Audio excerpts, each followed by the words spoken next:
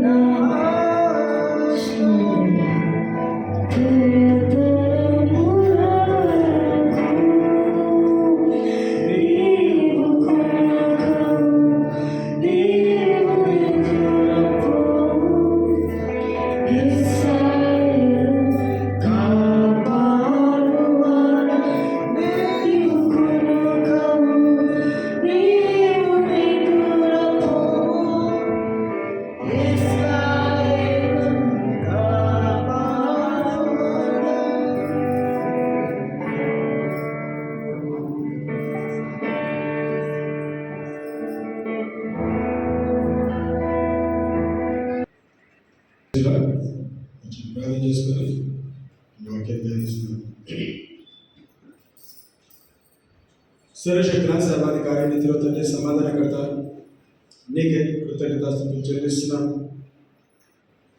మరొకసారి సమయంలో మీ వాక్యం ధ్యానిస్తుండగా మాతో మీరు మాట్లాడమని ప్రార్థిస్తున్నాను. ప్రత్యేకంగా మరి ఈరోజు మరి నూతన సంవత్సరం సందర్భంగా మాకు ఇచ్చిన వాగ్దానాన్ని మేము గుర్తు చేసుకుంటూ వాగ్దానం ధ్యానిస్తుండగా మాకు కావాల్సిన ప్రత్యక్షత దయచేయండి, మాకు కావాల్సిన మాట దయచేయండి, మాకు కావాల్సిన అవగాహన దయచేయమని ప్రార్థిస్తున్నాం. మా మనోనేతలు తెరవండి. ఈ వాక్యం విత్తనం మేము స్వీకరించగలకు ఈ వాక్యం మా జీవితంలో ఒక నూతన క్రియ జరిగిస్తుందని నమ్ముతూ వందనాలు చెల్లిస్తూ యేసుక్రీస్తు పరిశుద్ధ నామమున ప్రార్థించి వేడుకొంచున్నాం తండ్రి. ఆమేన్. దేవుని నామానికి మహిమ ఘనత కలుగును గాక. మరి రాత్రి వచ్చిన వాళ్ళు పగలు రాలేదు కాబట్టి మరి ఈ సంవత్సరం దేవుడు మరి సంఘంగా మనకిచ్చిన వాగ్దానం మరి విలాప వాక్యములో 3వ అధ్యాయము 23వ వచనము మరి సంఘంగా దేవుడు మనకిచ్చిన వాగ్దానం గ్రేట్ ఈజ్ యువర్ ఫెయిత్ఫుల్నెస్ అనే అంశాన్ని ధ్యానిస్తాం. Great is your faithfulness, O Lord, unto me. Lamentations chapter 3 verse 23. విలాప వాక్యములు 3వ అధ్యాయము 23వ వచనము దేవుడు మరి సంఘంగా మనకిచ్చిన వాగ్దానము. చదువుతారు.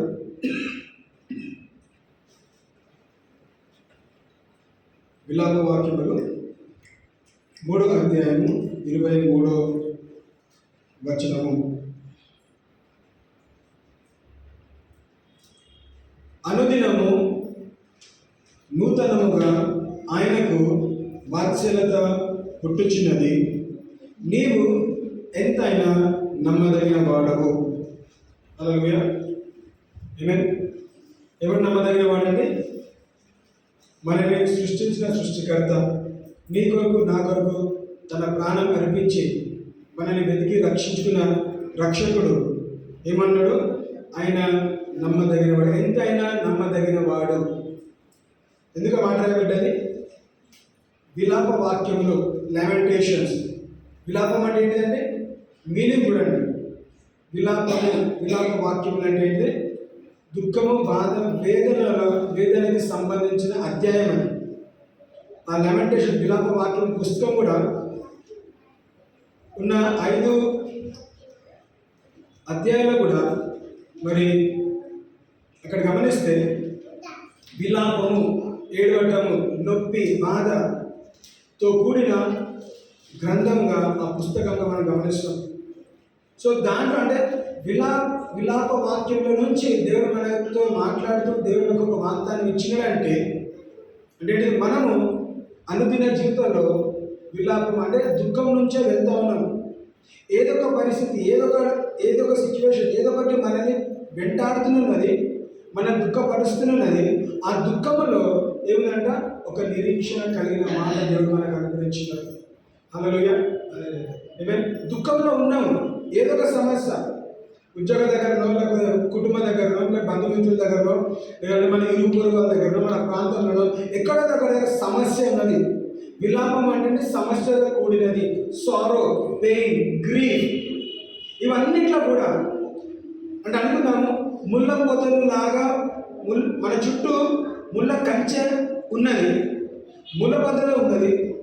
ముళ్ళ పొదలలో మనం చిక్కుకొని ఉన్నాము. కానీ ఆ ముళ్ళ పొదలలో ముళ్ళ కంచె చుట్టూ ఉన్నా కానీ దేవుడు నీకు నాకు ఒక నిరీక్షణతో నింపబడిన వాక్యం ఇచ్చినాడు, వాగ్దానం ఇచ్చినాడు. ఆ వాగ్దానం ఏంటిది? ఎంతైనా నమ్మదగిన వాడవు. Great is your faithfulness, O Lord, unto me. దేవా, నువ్వు నా పక్షాన ఎంతైనా నమ్మదగిన వాడవు అనే వాగ్దానము దేవుడు మరి ఈ సంవత్సరము మరి సంఘంగా మనకి ఇచ్చినాడు. సో అందరూ కూడా మళ్ళీ గుర్తు చేసిన ప్రతి ఒక్కరు కూడా ఈ నెక్స్ట్ 365 రోజులు ప్రతిరోజు ఈ వాగ్దానం మనము ధ్యానించాలి, మనము ఎత్తిపట్టాలి. దేవా, నేను ముళ్ళ కంచెలో స్థితిగతులు ఉన్నట్లయితే దేవా నాకు ఇచ్చిన నిరీక్షణ బట్టి ఏంటి నిరీక్షణ? ఎంతైనా నమ్మదగిన వాడవు. నువ్వు నమ్మదగిన వాడు కాబట్టి నన్ను నీ నమ్మకత్వాన్ని బట్టి నువ్వు నన్ను ఈ ముళ్ళ కంచెల నుంచి, ఈ ముళ్ళ పొదల నుంచి నన్ను బయటికి తీసుకొని రాగలుగుతావు. హల్లెలూయా. రాలేదని చెప్పట్లేదండి. ఎవరు తీసుకొని రాగలుగుతారు? మనల్ని ఒక ఉపమానం కూడా ఉంది. 100 గొర్రె పిల్లలో ఒక గొర్రె పిల్ల తప్పిపోతే మనం చూసిన చదివిన కథ భాగం ఎట్లుంటుంది? ఆ ముళ్ళ పొదలలో చిక్కుకున్న ఆ గొర్రె పిల్లని ఏం చేశారంట? 99 గొర్రె పిల్లలని పక్కన పెట్టి వదిలేసి ఆ ఒక్క గొర్రె పిల్ల కొరకు ఏం చేశాడంట? వెతికినాడు, తిరిగినాడు, రక్షించుకున్నాడు. ఇంకేం చేశాడు? భుజాల పైన తీసుకుని వచ్చి అందరితో ఏం చేస్తాడు? సెలబ్రేట్ చేస్తున్నాడు.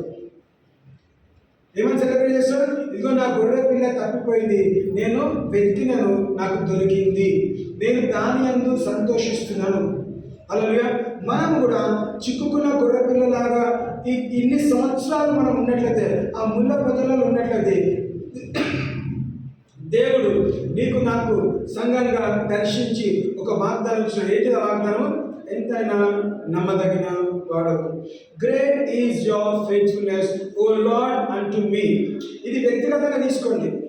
You should believe. దేవా నా పట్ల నువ్వు నమ్మదగిన వాడు, నా కుటుంబం పట్ల నువ్వు నమ్మదగిన వాడు, నా సంఘం పట్ల నువ్వు నమ్మదగిన వాడు, నా ప్రాంతం పట్ల నువ్వు నమ్మదగిన వాడు, నా దేశం పట్ల నువ్వు నమ్మదగిన వాడు, నా రాష్ట్రం పట్ల నువ్వు నమ్మదగిన వాడు. అన్ని విషయాలు కూడా నీవు నమ్మదగిన వాడివి. మనం అపనమ్మకం ఉన్నా, మనం అన్ఫెయిత్ఫుల్ ఉన్నా కానీ ఆయన నమ్మదగిన వాడు. కాబట్టి మనం గమనిస్తే చూడండి,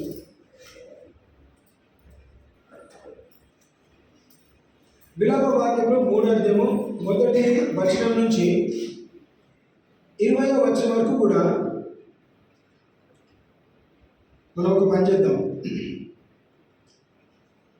1వ వచనము నుంచి 20వ వచనం వరకు కూడా అందరం కూడా మార్చి నేను ఒక వచనం చదువుతాను, మీరు ఒక వచనం చదవండి. రైట్? Lamentations chapter 3 verse 1 నుంచి 20 వరకు నేను ఒక మాట చదువుతాను, నేను ఒక వర్స్ చదువుతాను, వాక్యం చదువుతాను, మీరు ఒక వచనం చదవండి. Right? I am the man that had seen affliction by the rod of his wrath. Verse 2.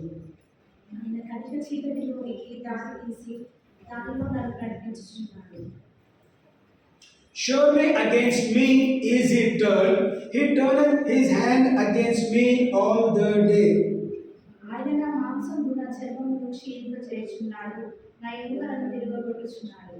He hath builded against me and compassed me with gall and travail.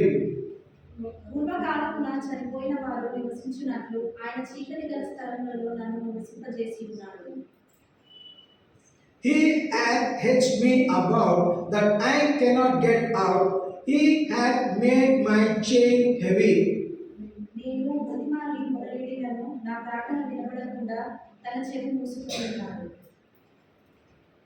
He hath enclosed my ways with hewn stone. He hath made my paths crooked.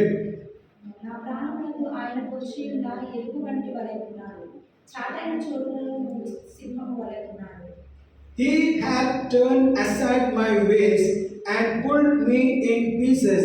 He hath made me desolate.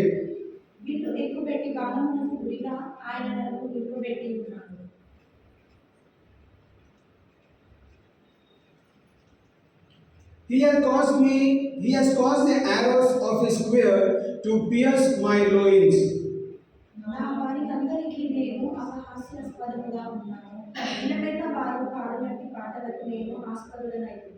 He has filled me with bitterness and he has made me drink wormwood.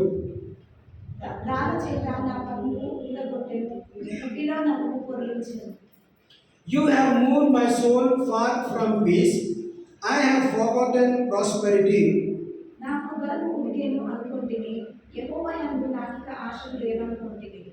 Remember my afflictions and roaming, the wormwood and the gall.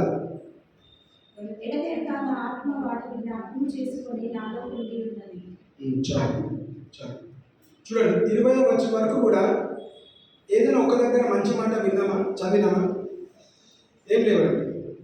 దేవుడు నన్ను దూరం చేస్తున్నాడు, afflictions, pain, రోదన, బాధ, వేదన అన్నీ కూడా రాస్తున్నాడు.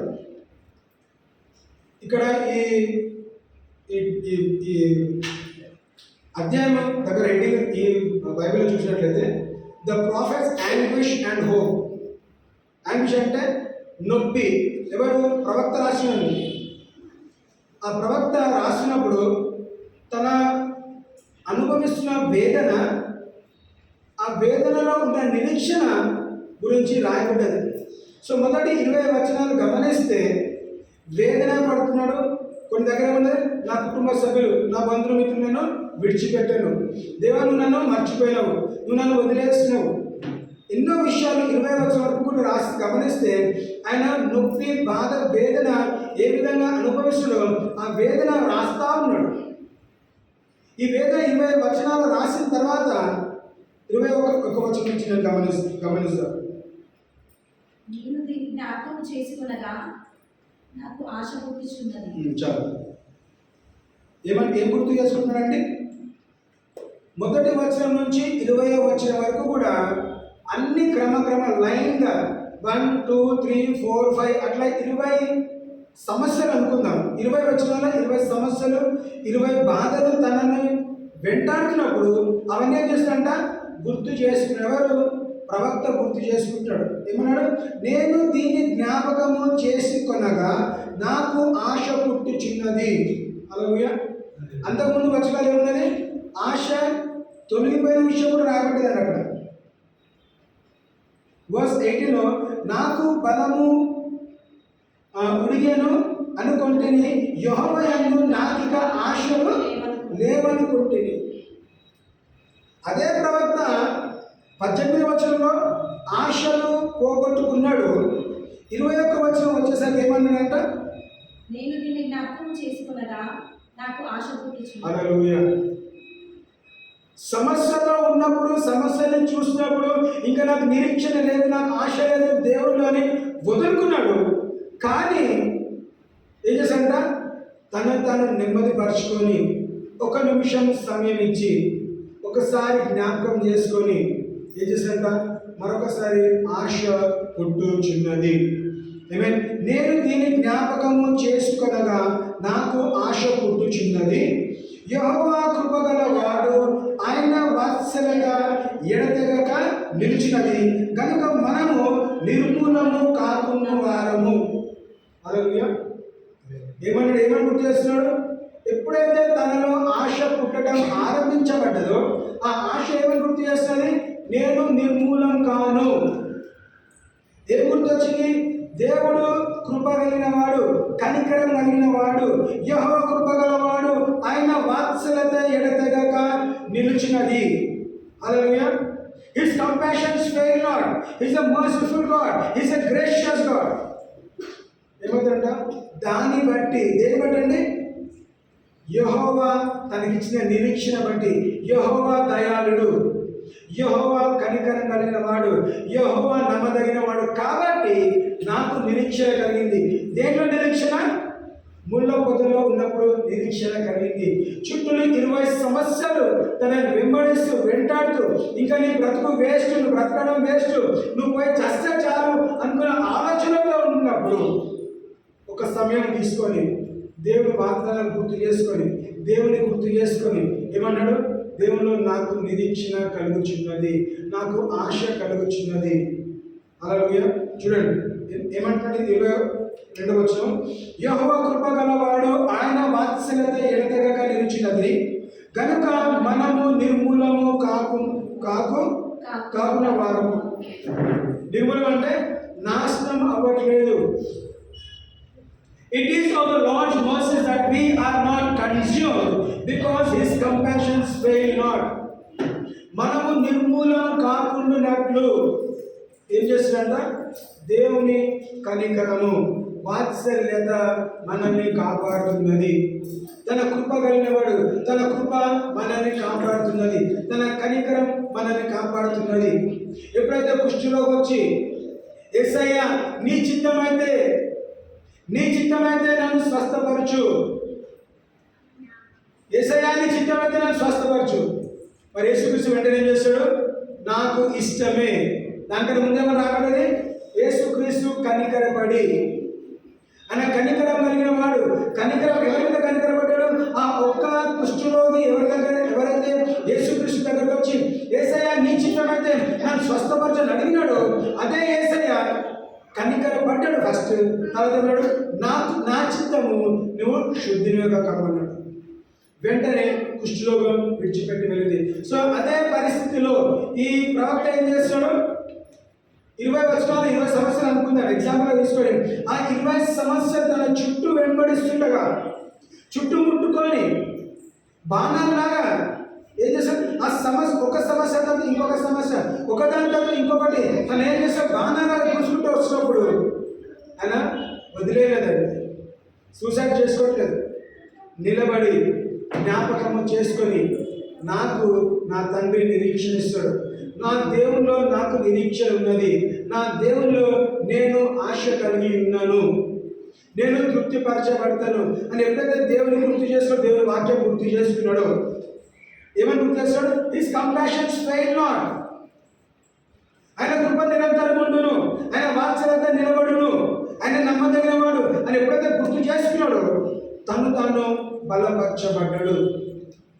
కృంగిపోయిన పరిస్థితుల్లో ఇంతకు ఒక మాట వాడినాం, కృంగిపోయినను ఆయన వాగ్దానాలను నెరవేర్చేవాడు. వాగ్దానములన్నీ నెరవేర్చుచున్నాడు, నాలో నెరవేర్చుచున్నాడు. పక్కనుండి పక్కన పెట్టండి, పక్కన జీవితంలో నెరవేర్చబడినా పడకపోయినా నీకు అనవసరం. నీ వ్యక్తిగత జీవితంలో వాగ్దానములన్నీ నాలో నెరవేర్చుచున్నాడు.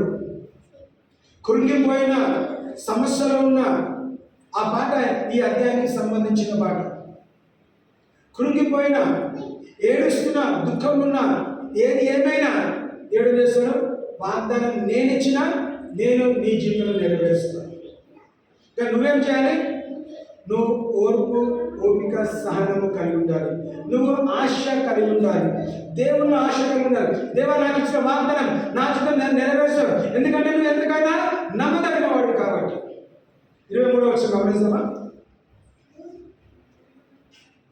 అనుదినము నూతనముగా ఆయనకు వాత్సల్యత పుట్టుచున్నది, నీవు ఎంతైనా నమ్మదగిన వాడవు. అలా ఏమన్నాడంటే, అనుదినము నూతనముగా ఆయనకు వాత్సల్యత పుట్టుచున్నది, నీవు ఎంతైనా నమ్మదగిన వాడవు. వాక్యం ఏం రాగలది? అనుదినము. ఇదే దినం ప్రభు చేసినది, నేను ఉత్సహించి దానము చేసేది. సో ప్రతిరోజు క్రొత్త దినం దేవుడు తయారు చేసి ఇస్తున్నట్లయితే ఆ క్రొత్త దినంతో పాటు ఏమిచ్చినాడు? నూతన వాత్సల్యత ఇస్తూ వచ్చినాడు. ఏమన్నాడు? అనుదినము నూతనముగా ఆయనకు వాత్సల్యత పుట్టుచున్నది. ఈరోజు January 1 న్యూ ఇయర్ నీకు నాకు ఇచ్చినట్లయితే ఒక బహుమానం ఇచ్చినాడు. ఆ బహుమానంతో పాటు ఏమన్నాడు? నూతన వాత్సల్యత పుట్టుచున్నది.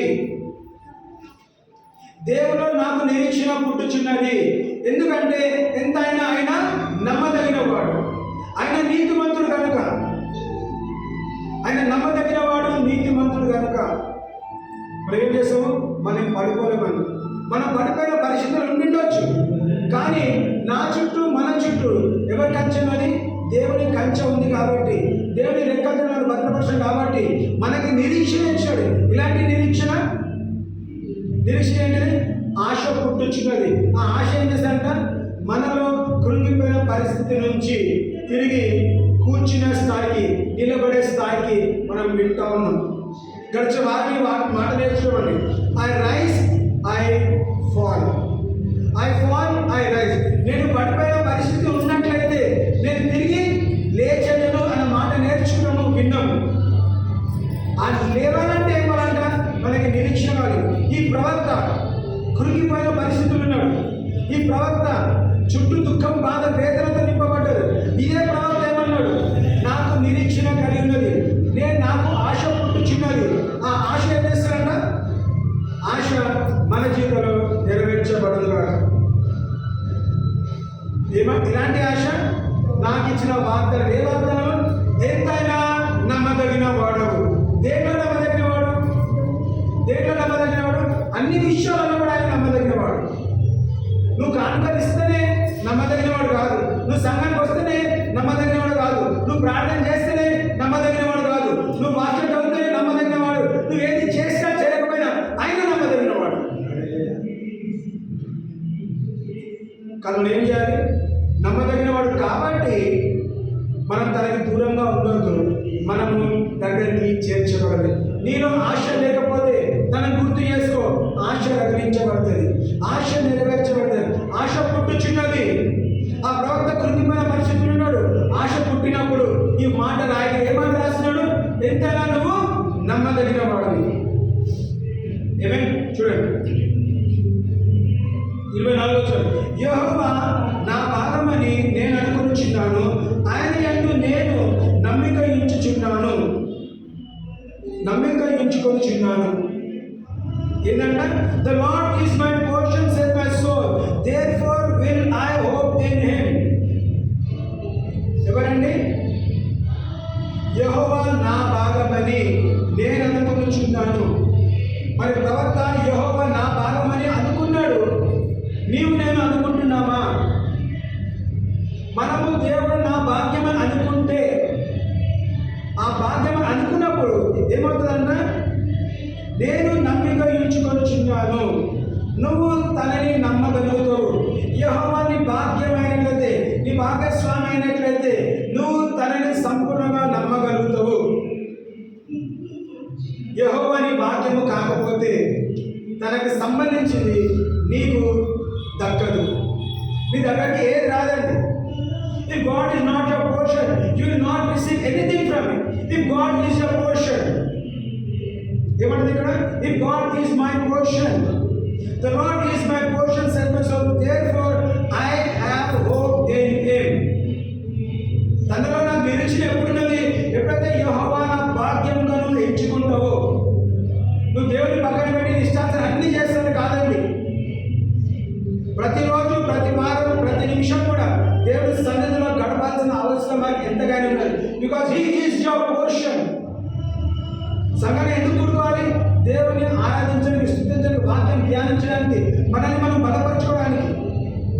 నేను వాక్య పరిచయం చేస్తున్న సమస్య లేవని కాదండి. వాక్య పరిచయం చేసినప్పుడు, వింటున్నప్పుడు, చెప్పినప్పుడు నన్ను నేను బలపరుచుకుంటాను. అందువల్ల నేను ఈ స్థితిగతులు ఉన్నాను కదా. నువ్వు తన జీవితంలో, ఈ ప్రవక్త జీవితంలో ఏ విధంగా చేస్తావు? నువ్వు నమ్మదగిన వాడు, నువ్వు నాకు కూడా నమ్మదగిన వాడు కాబట్టి ఇదిగో వాగ్దానం చేయబడుతున్నాను. నాకు నీలో నిరీక్షణ ఉన్నది. ఏం గుర్తు చేసుకుంటాను? ముళ్ళ కంచెను గుర్తు చేసుకుంటాను. ముళ్ళ కంచెలో దేవుని గుర్తు చేసుకుంటాను. యోనా చేప గర్భంలో ఉన్నాడండి. చేప గర్భంలో ఏముంటుంది? సోఫా సెట్ కదా, బెస్ట్ ఏసీస్ ఉంటాయా? ఏంటో చేప గర్భంలో ఏముంటుంది? నీసు కంపు ఉంటుంది, పోషణ ముళ్ళు గుచ్చుకుంటూ ఉంటాయి, దాని లోపల ఇంటెస్టైన్స్ ఉంటాయి. అన్నీ కూడా ఏంటిది? అంత చేప గర్భంలో కంపులు వేసిపోతాయి, వాసన వచ్చేస్తుంటుంది. భయంకరమైన పరిస్థితిలో ఎవరిని గుర్తు చేస్తున్నావు? యెహోవా నమ్మదగిన వాడు. నేను తప్పు చేసిన, పరిచయం చేయకుండా నేను పరిగెత్తిపోయినాను, దేవుడు నన్ను కాపాడుకున్నాడు, నన్ను చంపేయలేదు, నన్ను నిర్మూలం చేయలేదు, నన్ను నాశనం చేయలేదు. ఇగో చేప గర్భంలో పంపించి ఇంకొక అవకాశం ఇస్తాడు. ఈ చేప గర్భంలో ఇక నేను గొనుగను, సరిగను, నేను దేవుడిని మొరపెట్టుకుంటా. దేవ చేప గర్భం నుంచి యెహోవాకు మొరపెట్టుకున్నప్పుడు ఆయన ఏం చేసి ఉత్తరం ఇస్తాడు? ఇదిగో నువ్వు నినివే పట్టణానికి వెళ్ళు, నువ్వు పరిచయం చేయి. నువ్వు ఏదైతే మానేస్తావో, నువ్వు ఏదైతే ఆగిపోయినావో, నువ్వు ఏదైతే ఆపేస్తావో తిరిగి నువ్వు వెళ్ళి చెయ్యి. నీ ద్వారా ఆ కార్యం జరిగింది. ఎందుకు? నీకు కావాల్సిన నిరీక్షణ. యోనాలో ఇంకా చూడండి, సముద్రంలో వేసిన వెంటనే యోనా తెలియదండి చేప మిగుతుందని. ఆ ఓడ, ఆ పడవ గాలి తుఫాన్ నుంచి కాపాడబడాలంటే యోనానే చెప్తాడు వాళ్ళందరికీ, నేను చేసిన తప్పిదం కారణంగా ఈ అలలు వస్తున్నాయి, ఈ తుఫాను గాలి వస్తాయి కాబట్టి మీరందరూ నన్ను ఎత్తి ఏంటంట సముద్రంలో పడేయండి.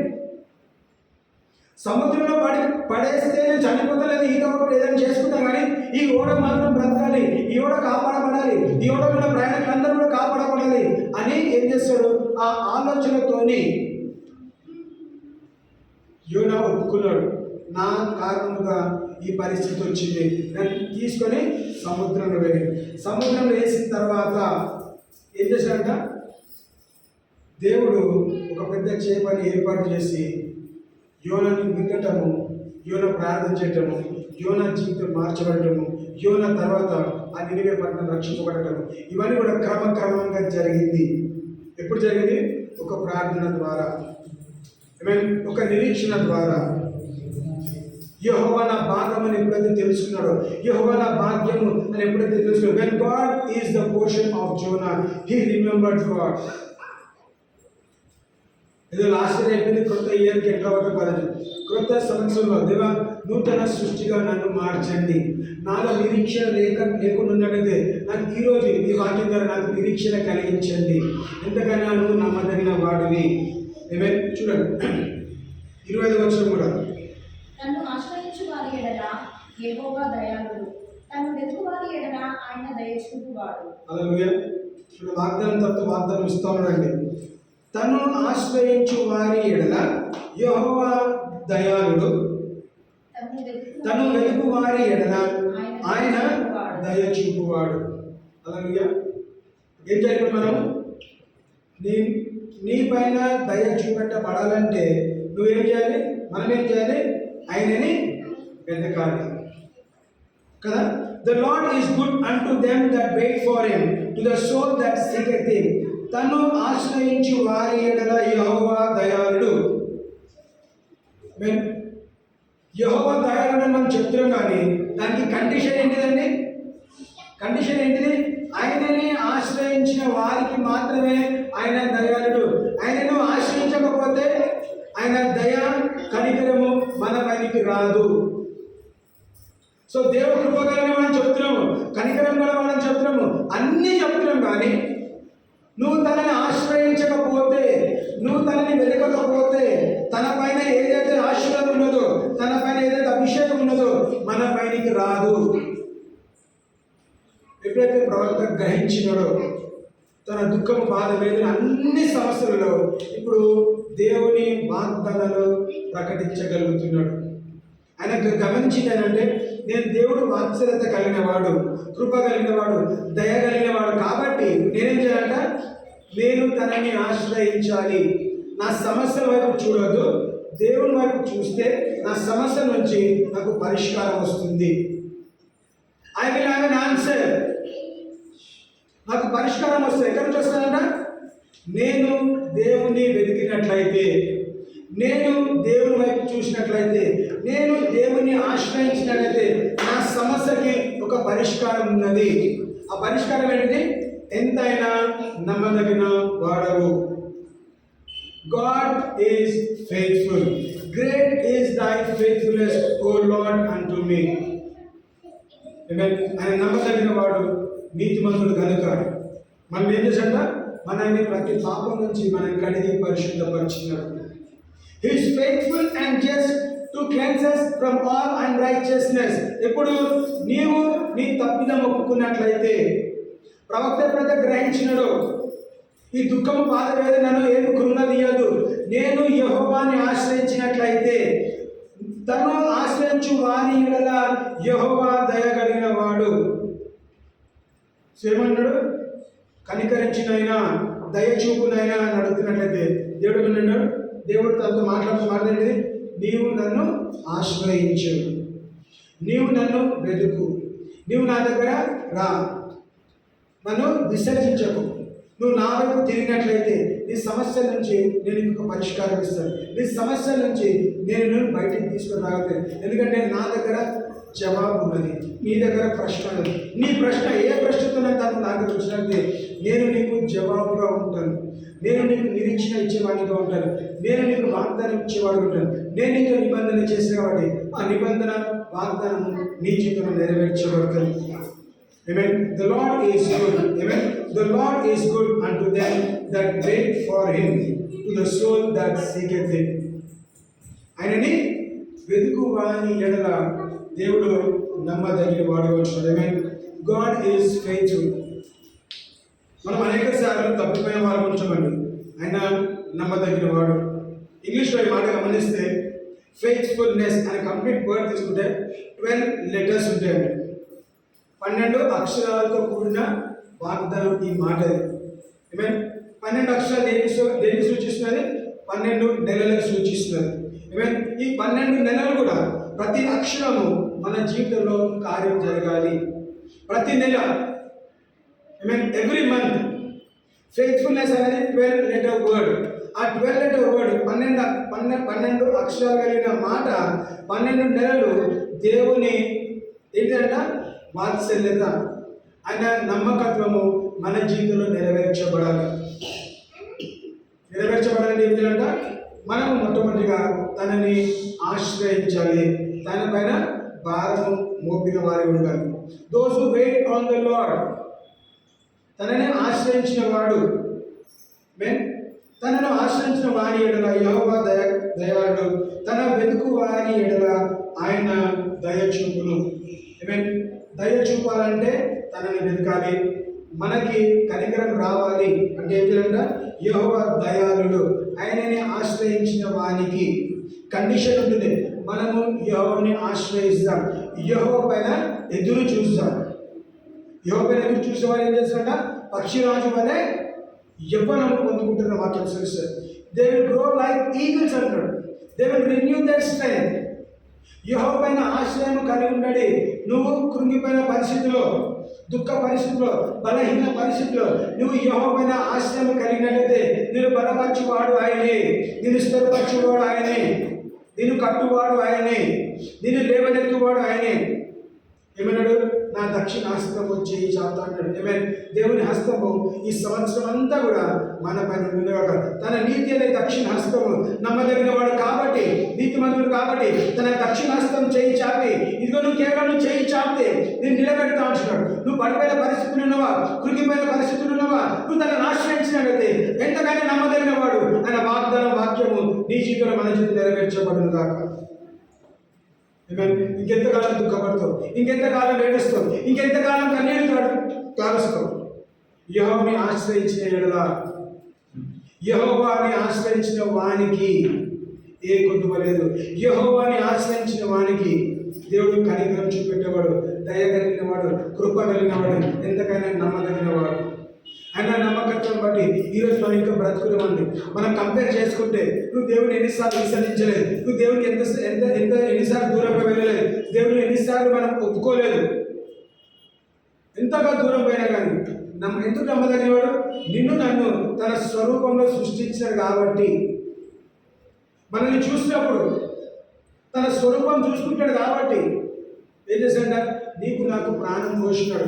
ఈరోజు నీవు నేను 2025 సంవత్సరం అనుభవిస్తాము, అడుగు పెట్టినామండి. సంవత్సరం మొదలుకొని సంవత్సరాంతం అని కూడా దేవుని కను దృష్టి మనపై ఉంటుంది కాక. నన్ను బలపరచువాడు నేను సమస్తము చేయగలను. ఆయన బలపరచువాడు తప్పకుండా మనం బలపరుస్తాడు. అలా చూడండి, నమ్మదగిన వాడు. గలతీ 5:22-23 గమనిస్తాను.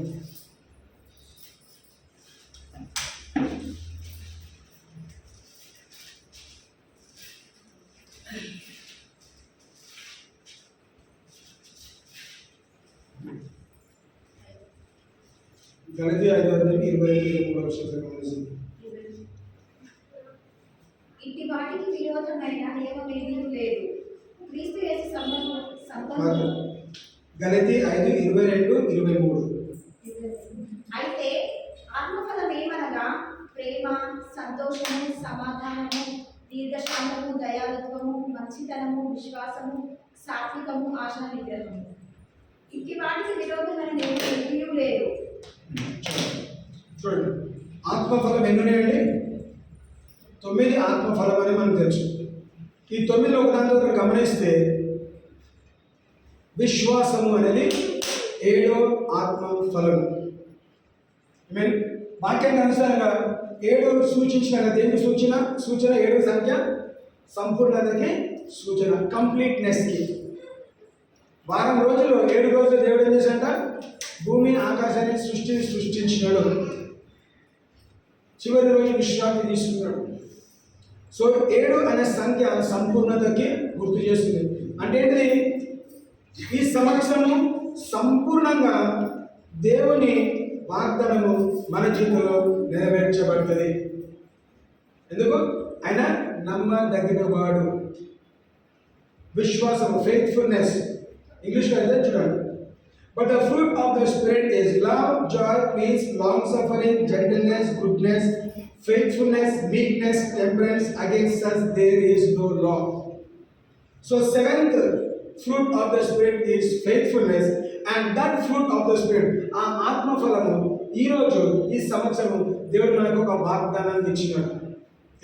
ఈ 7వ ఆత్మ ఫలము ఏం చేస్తుందంటే అన్నిటినీ కట్టిపెడుతుందండి. ప్రేమలో నమ్మకం ఉండాలి, విశ్వాసం ఉండాలి. Whether you have love or joy or peace, అన్నింటిలో కూడా ఏం చేయాలంట మనము విశ్వాసం కలిగి ఉండాలి. విశ్వాసం లేని క్రియలు ఏంటి అంట? విశ్వాసం లేని క్రియలు వ్యర్థము. అంటే విశ్వాసం లేకుండా నేను ప్రేమించలేను, విశ్వాసం లేకుండా నేను సంతోషించలేను, విశ్వాసం లేకుండా నేను దీర్ఘశాంతం కలిగి ఉండలేను, విశ్వాసం లేకుండా ఏది లేను. కాబట్టి వాక్యం అనుసరిస్తుంది, విశ్వాసంలో కూడిన క్రియలు దేవుడు ఘనపరిచిన వాడు. విశ్వాసం లేని క్రియలు వ్యర్థము, విశ్వాసంతో కూడిన క్రియలు దాని ద్వారా ఏం చేస్తారంటే దేవునికి మనం ఇష్టంగా జీవించగలుగుతాం. Without faith it is impossible to please God. So with faith you can please God. విశ్వాసం ఉంటే దేవునికి నువ్వు ఇష్టంగా ఉంటావు. ఇష్టంగా ఉన్నప్పుడు ఏమవుతుంది? ఆయన ఎంతకైనా నమ్మదగిన వాడు. ఆయన వాక్యము, వాగ్దానము మన వ్యక్తిగత జీవితంలో సంఘంగా, కుటుంబంగా నెరవేర్చబడుగా. ఈమెన్ విశ్వాసం, ఈమెన్ తగిన వాడు కదా. నమ్మకత్వం అనే మాట మనము ప్రతిరోజు ఒప్పుకోవాలి. దేవా ఎంతకైనా నువ్వు దేవుడు నమ్మదగిన వాడి. నా కుటుంబం విషయంలో, నా భార్య విషయంలో, నా భర్త విషయంలో, నా పిల్లల విషయంలో నువ్వు నమ్మదగిన వాడివి. మేము తొట్టిల్లిపోయినాము, మేము పడిపోయినాము, మేము దారి తప్పిపోయినాము, అయినా నువ్వు నమ్మదగిన వాడివి. కనుక ఏం చేస్తాడంట? తిరిగి తన రెక్కల చాటునికి తీసుకొస్తాడంట. కోడి పిల్లలు రెక్కల చాటుకి ఎంత ట్రై చేసినా కానీ అది పరిగెత్తి పోతూనే ఉంటాయి. కోడి వదులుకోదండి. వర్షం వచ్చినా, వరదలు వచ్చినా, గాలి తుఫాను ఏదొచ్చినా కానీ తన సహిస్తుంది. ఎందుకు? తల్లిగా నమ్మదగింది కాబట్టి తన బిడ్డల పక్షాన, తన పిల్లల పక్షాన జాగ్రత్త వహించిన వ్యక్తిగా చూస్తాము. సో అదేవిధంగా మనము తనకి పిల్లలుగా పిలువబడతాం. మనం తన కుమారులుగా, కుమారులుగా పిలువబడినప్పుడు ఆయన నమ్మదగిన వాడు. ప్రాణం అర్పించేంత స్థాయి కూడా వెళ్ళినాడు. ఎందుకు? ఆయన నమ్మదగినవాడు. ఆయన ప్రాణం అర్పించాడు, తన రెక్కల చట్టమన్న భద్రపరిచాడు, నీకు నాకు రక్షణ కలిగించాడు, నీకు నాకు విశ్వాసం ఇచ్చాడు, నీకు నాకు వాగ్దానం ఇచ్చాడు, నీకు నాకు ఈ 2025 సంవత్సరం ఇచ్చినాడు, ఒక బహుమానం ఇచ్చినాడు. ఈ బహుమానాన్ని మనం ఏం చేయాలంట? స్వాధీనపరచుకోవాలి. You have to inherit the promises. You have to inherit this 2025 and you have to live to declare the wonderful works of God. నువ్వు బ్రతకాలి, నువ్వు చనిపోవడానికి లేదు. నువ్వు బ్రతకాలి. దేవుడు నీ పట్ల చేసిన కార్యం నువ్వు ప్రకటించాలి. ఎప్పుడంటే సంవత్సరం పొడవునా ప్రకటిస్తే సంవత్సరం అంతా మనము దేవుని వాగ్దానం ప్రకటిస్తూ ఉండాలి. అనేక సాక్ష్యాలు మనం పంచుకోవాలి.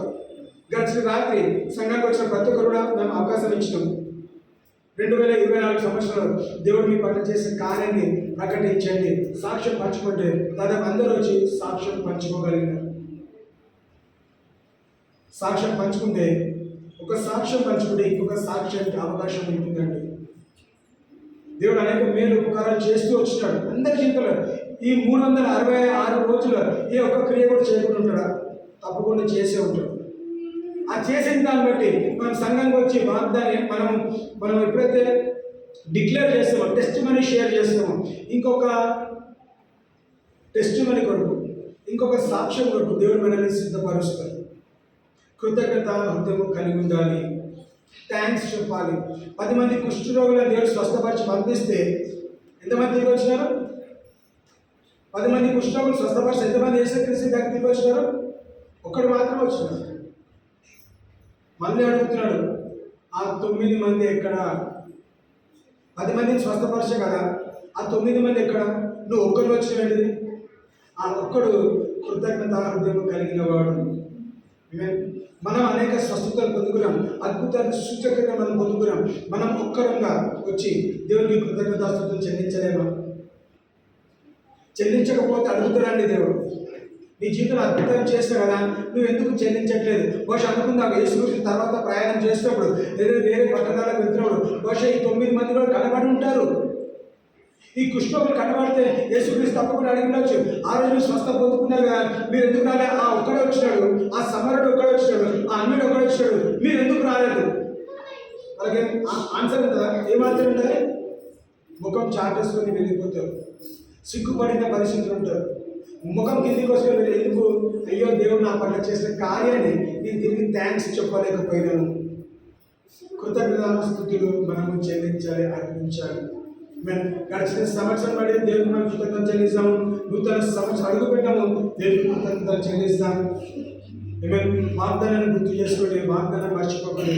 Great is your faithfulness O Lord అంటూ ఆయన ఎంతైనా నమ్మదగిన. ఎవరి పక్షాన నమ్మదగినవాడు? నీకు, నీ పక్షాన, నీ కుటుంబ పక్షాన, మన పక్షాన దేవుడు నమ్మదగినవాడు. ఆయన నమ్మదగినవాడు కాబట్టి ఆయన వాక్యం వాగ్దానం మన జీవితంలో ఖచ్చితంగా నెరవేర్చబడుతుంది. హల్లెలూయా. మరి దేవుడు కొద్ది మాటలు దీవించును గాక.